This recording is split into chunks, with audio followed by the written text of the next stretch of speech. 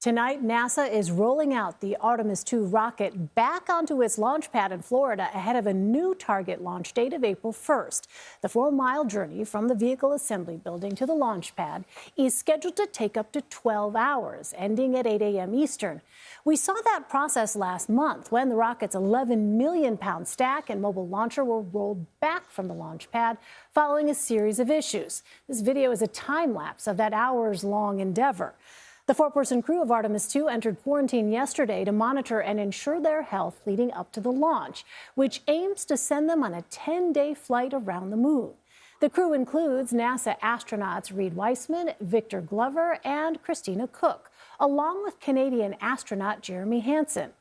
CBS News space consultant Bill Harwood joins us now from the Kennedy Space Center in Florida with more. Bill, good to see you. So how should we view this? Does the commitment to this rollout indicate NASA's confidence in achieving this April 1st launch after the initial launch was pushed back multiple times?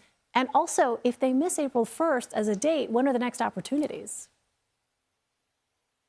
Well, I'll answer the second question first.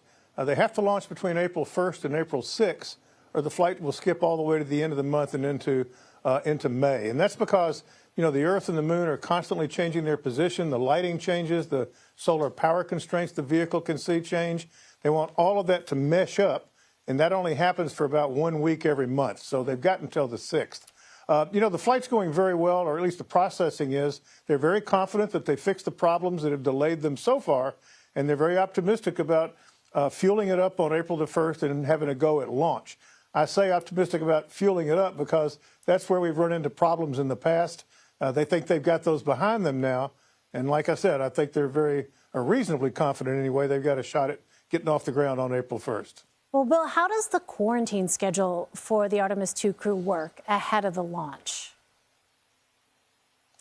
Yeah, you know, that's a routine procedure for space flight. I mean, if you think about it, you don't want to catch a bug and then get up on a spacecraft where you can't get to a doctor and you're totally isolated like they'll be aboard the Orion spacecraft. So like all these missions, they put the crew into quarantine a couple of weeks or 10 days before the launch. They keep them isolated, that only people like family members and folks they know are healthy come in contact with them. So that's standard procedure. And as far as I know, it's worked like a charm for all the recent launches. I can't recall someone getting sick from, you know, like the flu or something like that they developed in space. Well, Bill, how essential is this launch for the Artemis mission of landing astronauts on the moon in 2028?